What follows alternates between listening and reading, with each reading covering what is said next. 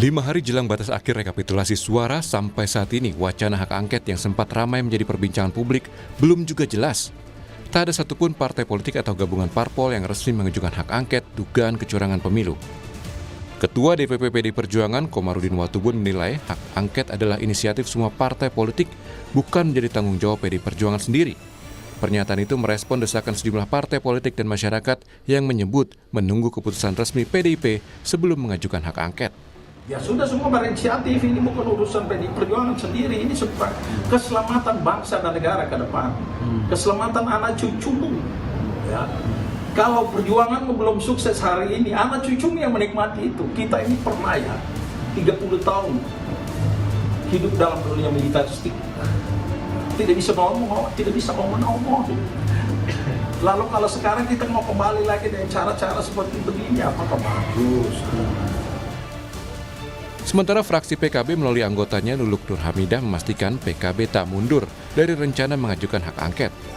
Pembicaraan dengan sejumlah politisi dari PDI Perjuangan dan Nasdem juga terus dilakukan untuk mematangkan pengajuan angket.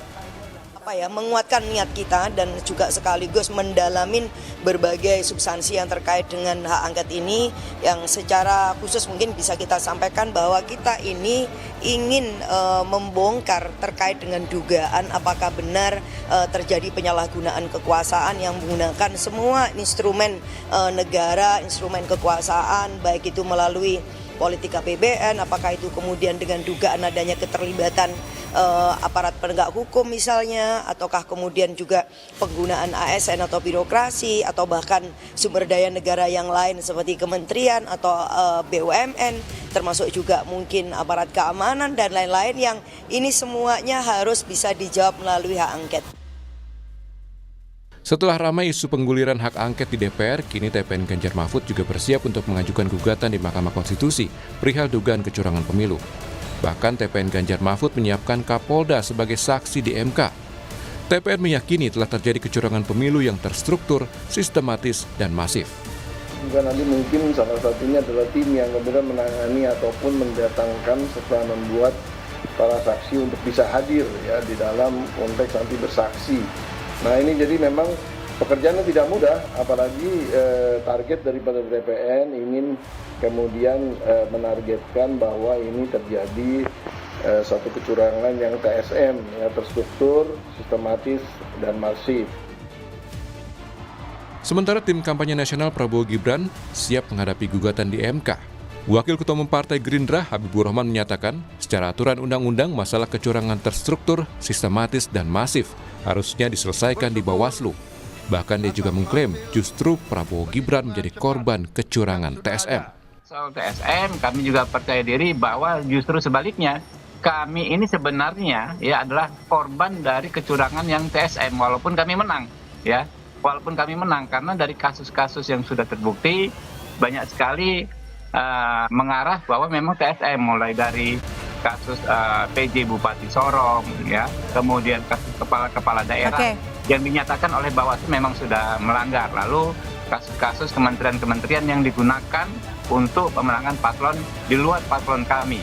Jadi apakah secara prosedural, ya, apakah secara substansi, kami insya Allah percaya diri menghadapinya. Kini tinggal menunggu kebijakan politik apa yang akan dilakukan para elit partai. Apakah akan mengajukan hak angket di DPR atau melayangkan gugatan ke Mahkamah Konstitusi. Tim Liputan, Kompas TV. Layu sebelum berkembang, saudara, entah apa yang menjadi faktornya, apakah pertimbangan politik atau hal lain, hingga kini wacana hak angket untuk penyelidikan dugaan kecurangan pemilu tidak juga diusulkan. Lalu kini tim pemenangan nasional Ganjar Mahfud merencanakan untuk mengajukan sidang sengketa gugatan kecurangan pemilu di Mahkamah Konstitusi. Lalu bagaimana sebenarnya para elit politik menyelesaikan hal ini? Apakah betul akan mengajukan hak angket atau hak angketnya justru batal dan diajukan dan beralih gugatan ke MK? Pagi ini akan kita bahas dengan sejumlah narasumber melalui daring, diantaranya anggota Timnas Amin sekaligus Ketua DPP PKB Daniel Johan, anggota TKN Prabowo Gibran yang juga Wakil Ketua Umum PAN Viva Yoga Mauladi, serta kuasa hukum TPN Ganjar Mahfud Vincentius Mendrova. Nanti juga akan bergabung bersama kami ada analis politik dari UGM.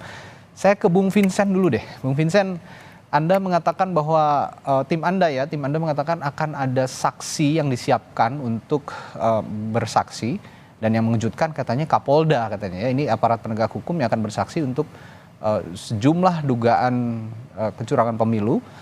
Dan kalau kita bicara kecurangan kan bukan hanya teknis suara saja ya, tapi ada beberapa tindakan yang juga harus diluruskan dalam konteks kecurangan. Apakah betul demikian? Ya, yang pertama kalau berkaitan dengan materi gugatan di MK, tentu segala bukti-bukti tentu kita sudah siapkan ya jauh sebelum apa namanya hari sekarang kita sudah menyiapkan berkaitan dengan bukti-bukti, baik itu yang berupa saksi, bukti-bukti dokumen dan saksi ahli yang akan nanti kita hadirkan di persidangan di MK. Jadi tentu siapa yang akan jadi saksi, siapa orangnya, apa yang diketahui, apa yang dilihat, apa yang dirasakan oleh saksi, tentu kami tidak bisa mengungkap di sini karena itu merupakan materi dari persidangan itu sendiri. Namun pada prinsipnya dari tim hukum Ganjar Mahfud sudah menyiapkan dan sudah hampir masuk dalam finalisasi draft permohonan sengketa Pilpres di MK. Oke. Kemarin Kompas TV juga sempat berbincang dengan Bang Todung Mulya Lubis. Ini yang menyebut awal bahwa akan ada saksi Kapolda yang bersaksi di Mahkamah Konstitusi untuk memberikan kesaksiannya. Tapi saya juga melihat pernyataan dari Polri sepertinya itu tidak mungkin katanya, karena hingga saat ini tidak ada yang Kapolda yang meminta izin untuk bersaksi di MK. Bagaimana Anda melihat ini, Bung Vincent? Ya, pada prinsipnya saksi-saksi yang akan dihadirkan nanti di persidangan ini tentu kan memang tadi saya sudah sampaikan bahwa kalau berkaitan dengan identitas ini kita juga sangat menjaga apa namanya, karena bagaimanapun saksi ini harus juga dijaga keselamatannya. Jadi untuk saat ini kami tidak bisa mengungkap siapa dan orangnya siapa, dia menjabat apa, dia tinggal di mana. Jadi kami tidak bisa menyebutkan konkret. Namun pada prinsipnya bahwa tim kuasa hukum dari Ganjar Mahfud sudah sangat siap untuk mengajukan gugatan di MK. Sebagaimana yang sering kami sampaikan bahwa kuat dugaan dan cukup meyakinkan atau sangat meyakinkan bahwa Pilpres di 2024 ini kami melihat bahwa ini terstruktur, sistematis dan masif, dan ini nanti yang akan kita buktikan di persidangan di MK. Ya, Bung Vincent, suasana internal di TPN Ganjar Mahfud sejauh ini terutama partai-partai politik pengusung Ganjar Mahfud yang berada di parlemen, bagaimana sih untuk hak angket? Karena sampai saat ini sepertinya adem ayem saja begitu, karena sudah mau mepet penghitungan suara selesai juga belum ada tanda-tanda untuk mengajukan hak angket gitu di internal partai-partai pengusungnya Ganjar Mahfud. Bagaimana sejauh ini komunikasinya, Bung Vincent? Ya tentu kalau dianggap tidak bergerak, saya pikir itu juga keliru ya, karena kita juga sedang menyiapkan naskah akademik berkaitan dengan hak angket ini, karena bagaimanapun ini bukan hanya sekedar apa namanya kata-kata atau sekedar omong-omong di DPR sana, tentu harus didasarkan, dilandaskan pada naskah akademik, dan ini yang sedang disiapkan berkaitan dengan hak angket. Jadi tidak masif statement di media bukan berarti tidak ada upaya untuk memaksimalkan berkaitan dengan hak angket ini. Pada prinsipnya ini sedang berjalan, ini naskah akademik sedang disiapkan berkaitan dengan itu, bahkan juga Prof. Mahfud sebagai Cawapres 03 juga sudah memberikan masukan berkaitan dengan naskah akademik ini. Jadi pada prinsipnya kita optimis bahwa angket ini akan bergulir, khususnya dari tim 03 Ganjar Mahfud sangat meyakinkan untuk bisa menggulirkan berkaitan dengan hak angket ini. Jadi bukan berarti karena ini beberapa waktu menjelang ini seakan-akan tidak banyak menyuarakan, berarti tidak akan jadi atau tidak akan bergulir hak angket itu. Kan itu persoalannya, tapi persoalan intinya adalah kita sedang menyiapkan yang mengenai naskah akademik. Jadi argumentasi-argumentasi nanti yang akan dibawakan dalam hak angket itu punya dasar yang kuat berdasarkan naskah akademik yang kita siapkan ini. Ya, punya bobot yang kuat, punya kualitas yang juga baik untuk membuktikan bahwa memang ada kecurangan pemilu atau tidak. Dan ini juga sejalan paralel tadi dengan gugatan sengketa pemilu ya di Mahkamah Konstitusi untuk pasangan Ganjar Mahfud. Saya ke Bung Daniel. Bung Daniel, kalau tadi bocoran dari Bung Vincent, PDI Perjuangan tidak diam katanya, dan partai-partai yang mengusung Ganjar Mahfud juga tidak diam untuk melangkah menuju pengajuan hak angket ini. Kalau PKB bagaimana? Jalan terus berarti ya sampai sekarang ya? Ya, makasih. Selamat pagi, Mas. PKB tidak berubah ya, terus jalan. Bahkan kami sudah mengumpulkan tanda tangan sekitar 5 anggota ya. Sudah ada 5 anggota ya? Tinggal menunggu gabungan lah dari anggota-anggota dari partai lain yang memang merasa angket itu penting. Karena niat kami adalah baik, semangatnya adalah menyelamatkan demokrasi. Demokrasi yang saat ini dianggap mundur, kita harus kembalikan. Sehingga bukan hanya demokrasi yang kita selamatkan, tetapi juga nanti proses pembangunan, proses kehidupan kebangsaan kita penting untuk kita luruskan kembali ya, untuk melakukan perbaikan. Tidak ada niatan yang lain selain itu. Selain pengumpulan tanda tangan dari anggota, apakah ada kendala lain pengajuan hak angket ini sampai sekarang belum diajukan juga? Apakah memang masih menunggu hasil hitung suara di KPU, Bung Daniel? Kalau PKB sudah siap dari sekarang ya, meskipun sambil menunggu juga tidak masalah. Tapi kan kita tidak bisa sendirian. Ya. Kita ya menunggu kawan-kawan yang lain untuk bergabung dan kita ajukan sama-sama. Meskipun seperti sahabat Nasdem kan menunggu tanggal 20. Nah, kita juga sangat menunggu saudara tua kita nih, PDP. Karena kan sebenarnya proses angket ini nggak cukup hanya kita menunggu tanda tangan dari 2 fraksi lalu tidak berlanjut ya. Karena yang penting adalah bagaimana angket ini berlanjut tetapi juga bisa menghasilkan masukan-masukan yang baik, perbaikan-perbaikan untuk ke depan. Ya, tapi di sisi lain tadi Bung Daniel juga kita tidak bisa sendiri kata Bung Daniel begitu ya, harus ada yang lain juga begitu karena ini bukan langkah satu partai atau satu fraksi, tapi langkah beberapa fraksi di DPR yang punya keluhan dan suasana kebatinan yang sama untuk mengajukan hak angket ini. Saya juga mengutip pernyataan Ketua DPP PDI Perjuangan Komarudin Watubun yang menilai hak angket ini adalah inisiatif semua partai politik, bukan menjadi tanggung jawab PDI Perjuangan sendiri, katanya begitu. Nah, pernyataan ini merespons desakan sejumlah partai politik yang diminta untuk agar PDIP cepat-cepat untuk lebih dulu mengajukan hak angket ini. Bagaimana Anda melihat ini, Bung Daniel? Ya, setuju. Kami memang sikap kami kan dari koalisi 01 seperti itu sejak awal ya, bahwa yang mengajukan pertama sebagai inisiator adalah PDIP dan dia sebagai fraksi terbesar ya, punya arti yang sangat besar dalam proses angket ini, sehingga untuk memastikan hak angket ini nggak hanya diusulkan tetapi bisa berjalan dan menghasilkan masukan-masukan penting bagi perbaikan itu PDIP, sehingga kepeloporan kepemimpinan PDIP dalam hal ini ya sangat penting dan sangat ditunggu oleh fraksi-fraksi yang lain. Tapi Anda yakin ya berarti sampai saat ini PDIP nanti pada akhirnya juga akan mengajukan hak angket ini? Kalau dari kalimat Bang Vincent yakin sih. Karena jangan-jangan nanti hak angketnya tidak ada, malah kanal yang dipakai adalah Mahkamah Konstitusi dan Bawaslu atau juga DKPP begitu, Bung Daniel. Jangan-jangan nanti begitu. Kalau misalnya langkahnya begitu, PKB akan bersikap seperti apa?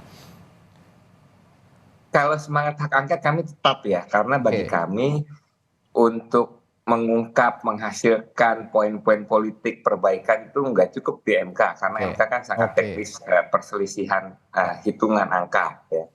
Tetapi masukan secara politik, membedah undang-undang, mengawasi pelaksanaan undang-undang itu kan adanya di proses hak angket ya. Dan Ya, tadi kan sudah dijelaskan oleh Bang Vincent bahwa PDIP tetap semangat untuk menggulirkan. Nah, kita tunggu hasilnya, dan saya rasa penting juga ya, karena hak angket ini juga sebagai kanal. Karena aspirasi dari berbagai lapisan masyarakat, mulai dari para profesor, akademisi, pengamat, masyarakat sipil, kekuatan demokrasi itu semakin menjadi bola salju ya. Nah, sehingga harus ada kanal, karena kalau misalkan tidak ada kanal itu kita tidak mau meninggalkan bola panas, meninggalkan api dalam sekam dalam kehidupan kebangsaan kita ke depan. Jadi proses kanalisasi, penyaluran, pengungkapan melalui hak angket ini menjadi penting untuk masa depan kita. Jadi apapun sikap PDIP nanti ke depannya, jika memang setelah penghitungan suara ini angket juga belum diajukan, PKB akan tetap menggalang dukungan ini kepada partai-partai lain untuk menggulirkan hak angket di DPR. Kurang lebih begitu ya Bung Daniel ya. Lalu saya ke Mas Viva. Mas Viva, kalau saya menyimak tadi pernyataan ini lembaganya lebih besar lagi, bukan hanya Partai Amanat Nasional tapi juga sepertinya tim kampanye nasional Prabowo Gibran gitu ya. Saya menyimak pernyataan Bung Habibur Rahman tadi ya dari Partai Gerindra bahwa sebenarnya kita juga jadi korban, ada beberapa bukti kecurangan yang juga dikantongi begitu. Nah, ini kanalnya juga kan kalau dari TKN sepertinya akan menempuh jalur hukum melalui Mahkamah Konstitusi. Kalau begitu jalurnya, bukti-bukti apa saja yang sudah disiapkan Mas Viva dari TKN Prabowo Gibran untuk menghadapi gugatan MK nanti? Ya, hak angket itu hak konstitusional yang melekat pada anggota DPR dan dijamin di Undang-Undang Dasar 45, juga termaktub di dalam Undang-Undang MD3. Jadi karena ini adalah hak konstitusional, maka kami TKN Prabowo Gibran tidak boleh menghambat, tidak boleh kemudian melakukan kegiatan yang bisa menghalangi gitu ya. Silakan saja untuk mengajukan hak angket, yang sampai hari ini pun masih belum ada satupun partai politik yang mengajukan hak angket secara resmi ke DPR. Itu yang pertama ya. Yang kedua, kita ini sedang dalam proses rekapitulasi penghitungan suara. Ada yang sudah ke tingkat KPU RI, ada yang masih di tingkat KPU daerah. Di daerah Papua juga masih ada. Dan ini menjadi bagian penting dalam proses untuk peningkatan kualitas pemilu. Kami memahami bahwa rekapitulasi ini adalah salah satu proses pemilu yang harus dilalui, dan kami akan menempuh jalur hukum sesuai dengan ketentuan Undang-Undang Nomor 7 Tahun 2017 tentang Pemilu yang menyediakan fasilitas untuk proses penyelesaian masalah. Kalau bersifat administrasi yang akan menyelesaikan Bawaslu, kalau bersifat etika penyelenggara yang akan menyelesaikan adalah DKPP, dan ketika ada potensi perselisihan hasil pemilu yang akan menyelesaikan ke Mahkamah Konstitusi. Jadi dari beberapa tingkatan proses penyelesaian itu, kami sedang melakukan proses itu. Jadi kalau kemudian menambung sampai ke tingkat MK, masalah-masalah yang akan digugat nanti, ya silakan saja, kami akan menempuh jalur itu. Jalur hukum itu saya rasa lebih objektif dan lebih imparsial, lebih netral, tidak ada keberpihakan. Kalau melalui jalur politik itu kan tidak objektif atau bersifat subjektif berdasarkan kepentingan yang relatif. Kalau untuk mencari kebenaran objektif itu ya melalui jalur hukum, saya rasa. Berikut dengan bukti material yang Mas Viva, di luar kanal politik dan juga kanal hukum yang akan ditempuh begitu ya kira-kira nanti dalam proses sengketa hasil pemilu ini, kira-kira begini, narasi di luaran sana di publik ini soal terstruktur, sistematif dan masif atau TSM, dengan adanya upaya penyalahgunaan kekuasaan, lalu juga politik anggaran yang disalahgunakan, penggunaan aparat negara, juga TNI Polri katanya ada tudingan seperti itu juga untuk membuat pemilu ini tidak demokratis. Ini narasi-narasi semacam ini di luar, apakah Anda tidak khawatir juga akan menggumpal akhirnya dan secara masif nanti bergulir di luar kanal politik dan kanal hukum tadi di masyarakat, Mas Viva? Ya, tidak khawatir karena proses untuk menyelesaikan narasi itu kan harus dibuktikan dalam bentuk material. Dan proses penyelesaian masalah itu kan sudah berlangsung sejak di level PPK, di KPU Kabupaten Kota, KPU Provinsi, sampai KPU RI. Kalau kemudian ada dugaan TSM ya harus disertai dengan bukti hukum yang ada alat bukti, ada bukti material yang menjadi dasar terhadap tuduhan-tuduhan yang saya rasa dari sisi kejelasan soal bukti itu ya tidak ada sama sekali, karena jangan sampai kemudian melakukan narasi yang negatif atau menempuh jalur politik pada kita masih melakukan proses rekapitulasi itu ada anggapan masyarakat karena berpotensi kalah terus kemudian menempuh jalur angket. Jangan sampai masyarakat mempunyai anggapan seperti itu, dan kami meyakini bahwa masyarakat itu akan melihat, menilai, dan akan menjadi bagian dari proses pendidikan politik rakyat.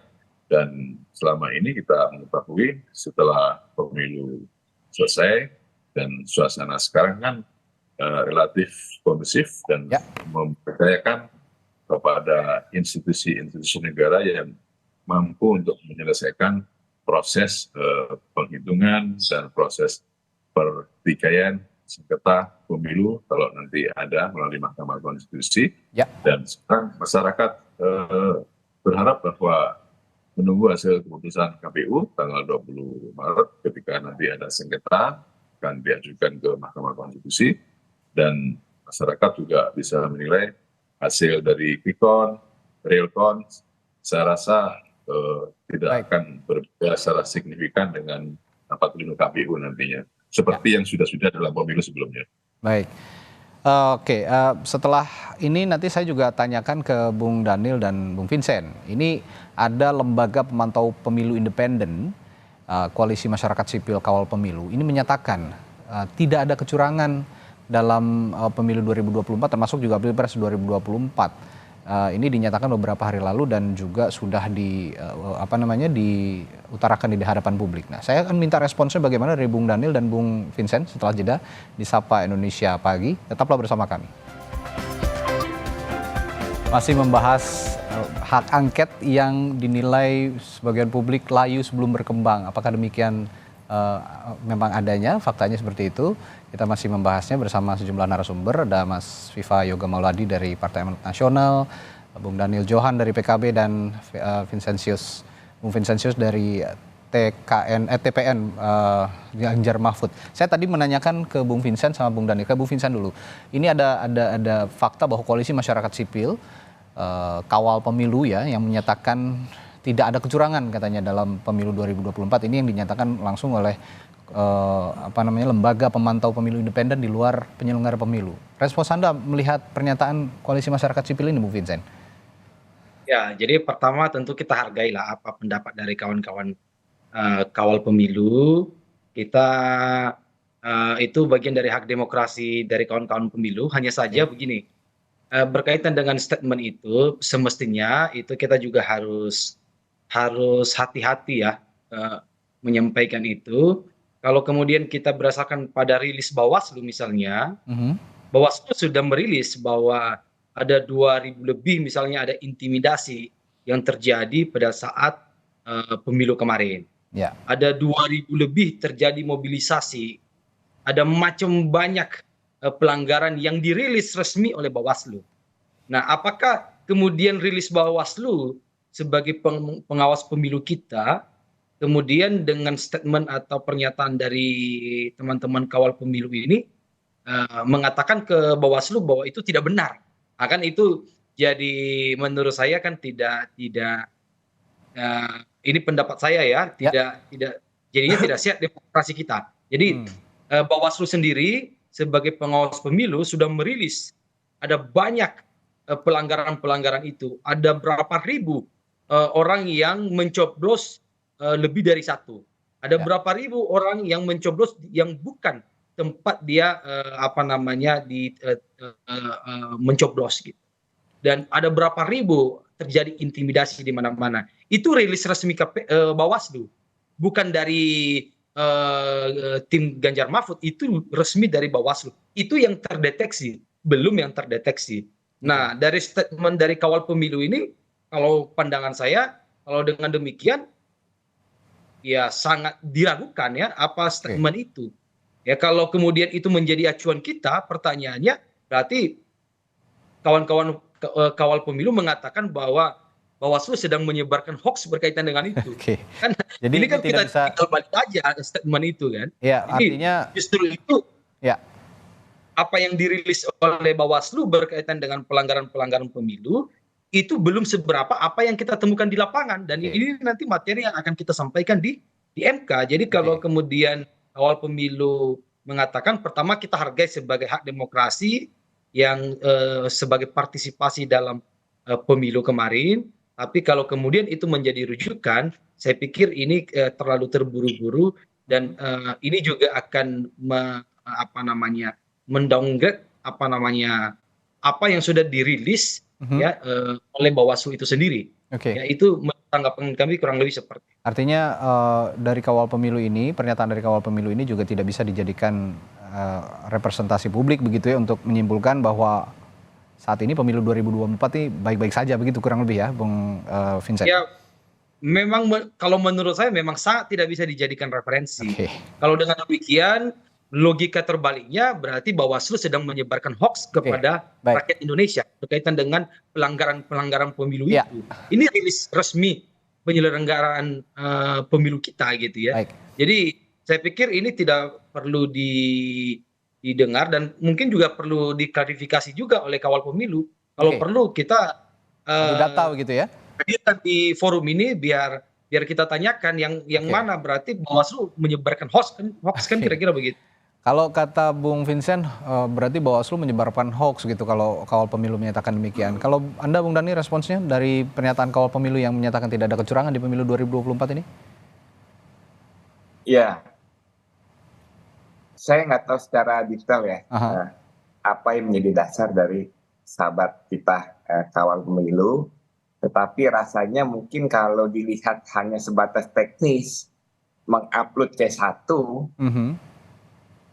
mungkin saja, tetapi berarti itu mengabaikan begitu banyak fakta-fakta, bukti-bukti, apalagi sampai pemilu, bahwa sejumlah kecurangan, persoalan-persoalan yang tidak sesuai itu terjadi, ya. Sehingga kesimpulan bahwa pemilu berlangsung jujur, pemilu tidak ada kecurangan TSM itu sangat tidak benar dari fakta-fakta yang ada ya. Nah, jadi memang harus diundang juga tuh sahabat Kawal Pemilu untuk adu data menjelaskan apakah hanya sebatas mengupload C1. Nah itu pun kan mereka juga nggak paham proses C1 yang di lapangan seperti apa nanti. Jadi sampai detik ini Anda dari PKB dan juga internal koalisi Amin gitu ya, Anies Mohaimin di Timnas Amin, ini meyakini bahwa proses proses pemungutan suara lalu penghitungan suara juga ada masalah di situ ya. Karena saya kemarin juga menyimak pernyataan dari Mas Anies Baswedan, capres Anda, bahwa kecurangan pemilu itu jangan hanya dipandang pada saat pemungutan dan penghitungan suara saja, tapi pra pemilunya juga harus dilihat bagaimana ada pergerakan-pergerakan dari orang-orang tertentu, pihak-pihak tertentu, terutama perangkat negara yang dijadikan alat untuk melakukan pemilu yang tidak demokratis. Nah, bagaimana Anda melihat ini? Siapa nih, Pak Mas? Ya, Bung Daniel kemarin kan menyimak juga ya pernyataan Mas Anies soal itu ya. Karena kalau pemilu curang itu jangan dilihat pada saat pemungutan dan penghitungan, tapi juga sebelumnya juga harus dilihat. Nah, jadi dalam konteks ini Anda masih meyakini kalau kecurangan pemilu dalam konteks pemungutan dan penghitungan suara itu ada memang ya? Iya, itu emang sejak awal menjadi sikap kita bahwa pemilu itu harus dilihat sebagai satu proses panjang kan, dan bagaimana di dalam proses tersebut itu dilakukan secara baik atau tidak. Apakah dilakukan secara sistematis untuk melakukan intimidasi, untuk memanipulasi hasil atau tidak. Nah, bukti-bukti itulah yang kita pegang dan akan menjadi dasar nanti, baik di angket maupun di MK nanti. Oke. Nah ini yang kita nantikan, bahwa bukti-bukti teknis ya pada saat pemungutan suara dan penghitungan suara ini memang terjadi kecurangan atau flop gitu ya, sehingga ada ketidaksesuaian suara, perolehan suara baik di Pilpres maupun di Pileg. Saya ke Mas Viva lagi. Mas Viva, kalau nanti misalnya hak angket bergulir ya, katakanlah begitu, ini kan pasti akan digalang oleh partai-partai politik, fraksi-fraksi partai politik, karena di DPR yang saya membacanya pendukung atau mengusung pasangan Anies Muhaimin dan juga Ganjar Mahfud. Sedangkan saya meyakini juga pasangan Prabowo Gibran, fraksi parpol pengusungnya ini tidak akan mendorong hak angket begitu. Nah, kalau memang seperti itu dan hak angket bergulir di DPR, kira-kira nanti upaya untuk menyeimbangi adanya opini-opini yang datang juga di hak angket bagaimana, Mas Viva? Mas Radi kan bahasanya jikalau, seandainya. Masih berandai-andai begitu ya? Kalau nggak apa-apa, berandai-andai tidak apa-apa, karena itu kan konstitusional, digunakan apa tidak oleh beliau-beliaunya itu. Ya, kan? Okay. Nah, TKN Prabowo Gibran menyatakan bahwa tidak ada urgensinya hak angket. Gitu. Okay. Saya mengatakan kalau dari Mas Daniel, tanpa menunggu PDIP, kenapa sih kalau mau mengajukan hak angket, kenapa harus saling menunggu sih gitu? Oke. Ibaratnya ini Mas Daniel sama teman-teman PKS dan ini menarik pertanyaannya. sedang menunggu masuk di mobil angkot, menunggu sopir, kemudian sopirnya kan masuk jalan, terus kemudian jangan-jangan mereka turun di tengah jalan gitu. Jadi saling akhirnya gitu. Bagaimana kalau kemudian hak konstitusional itu tidak saling menunggu? Silakan saja. Siapa punya keberanian politik untuk mengajukan hak angket. Hak angket kan sebenarnya sesuatu hal yang biasa di DPR itu. Kami dulu waktu di DPR juga sering mengajukan hak angket, kadang ditolak, kadang diterima. Itu hal yang biasa. Tetapi kemudian ketika narasinya itu dibangun dengan kecurangan yang bersifat terstruktur, sistematis, dan masif, itu harus ada kekuatan-kekuatan hukum yang menyertai bukti-bukti hukumnya gitu. Kemudian ketika itu digulirkan, ya sampai hari ini belum ada satu partai politik pun yang mengajukan hak angket, dan nanti tanggal 5 April DPR reses ini. Reses. Jadi silakanlah tetap berargumentasi akan menggunakan hak angket. Kami menilai bahwa hak angket itu tidak ada urgensinya. TKN Prabowo Gibran akan menempuh jalur hukum sesuai dengan peraturan perundang-undangan, karena sekali lagi saya katakan jalur hukum itu untuk mengungkap fakta dan kebenaran akan lebih objektif dan lebih imparsial dibanding dengan jalur politik yang relatif subjektif dan tidak imparsial. Nah, untuk bukti-bukti material kan harus ada di jalur hukum, bukan di jalur politik. Nah, oleh karena itu dikatakan ini di luar angka-angka numerik dalam Pilpres. Angka-angka numerik itu yang sudah tercantum di undang-undang. Kita berpemilu itu ya karena undang-undang. Kalau kemudian di luar angka-angka numerik berarti kan melalui jalur politik. Kalau jalur politik itu kan bersifat subjektif dan berdasarkan pada asas kepentingan. Dan itu juga sah karena di DPR itu adalah lembaga politik gitu. Jadi silakan saja teman-teman menggunakan jalur itu, dan kami tetap berpatokan ini adalah bagian dari proses pendewasaan politik masyarakat. Dan dalam jejak digitalnya ketika Bu Megawati kalah di Pilpres tidak mengajukan angket, Pak Prabowo ketika kalah juga tidak mengajukan angket.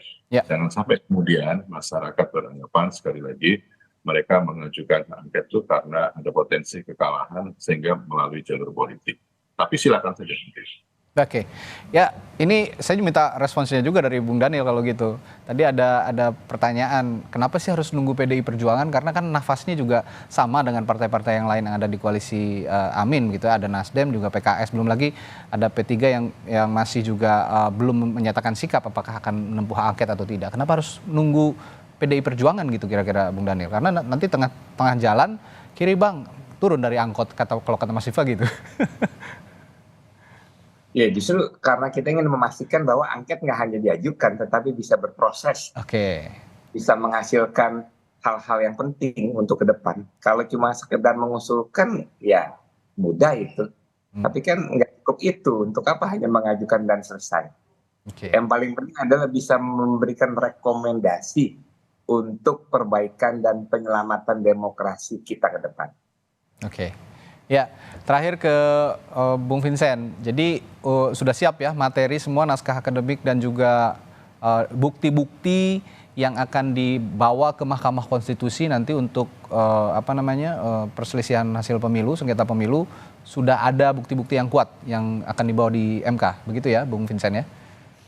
Betul, kita sudah menyiapkan, tentu kita tunggu hasil rekapitulasi nasional ya tanggal 20. Tanggal 20 ya. Kita sudah menyiapkan semua bukti saksi dari berbagai daerah dan dokumen di berbagai daerah, karena kan kita mau membuktikan berkaitan dengan TSM itu sendiri.